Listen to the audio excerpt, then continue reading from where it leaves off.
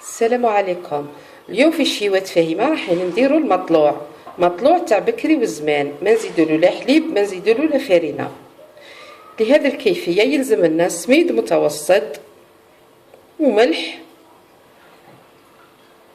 والخميره والسينوج. الخميره حوالي 2 مغارف تاع عشا. انا اليوم ان شاء الله راح ندير 3 وحدات. نبداو على بركه الله. نبلو جميع هذه المواد بالماء الدافي. هذا المطلوع هما اللي كانوا يديروا امهاتنا بكري.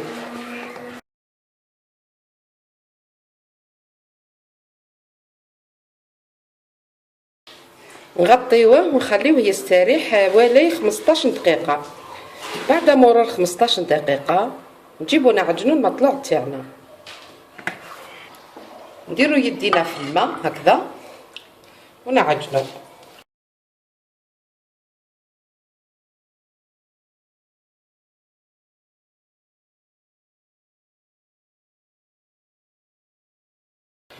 المطلوع تاعنا او تعجن ديرو على 3.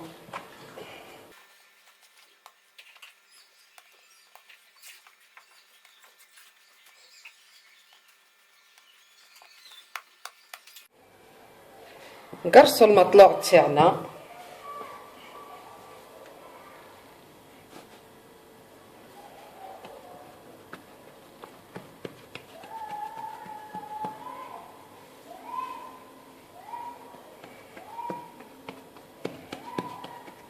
ما ديريه خشين ما ديريه رقيق، ديريه متوسط.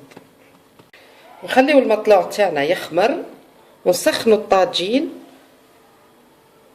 وكي تشوفي المطلوع تاعك خمر طيبيه ونرجعوا بعد ما يخمر المطلوع ان شاء الله. بعد ما سخن الطاجين نلوحوا المطلوعات تاعنا. هاي اللوله راني نحوشي فيها، لازم نطيبوها غير الحويشي هنا.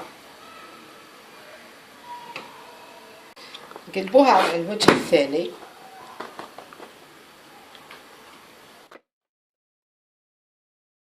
ونتلاقاو بعد ما يطيب المطلوع تاعنا راهو طاب. نقسموه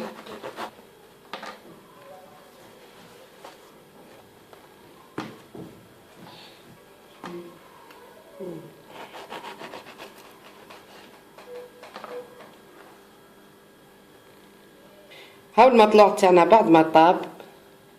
هاو جا هايل، جا اسفنجي وجا خفيف. تاكلوه ان شاء الله بالصحه والهنا، وشاركوا في قناتي ليصلكم كل جديد، ودمتم في رعايه الله وحفظه. السلام عليكم.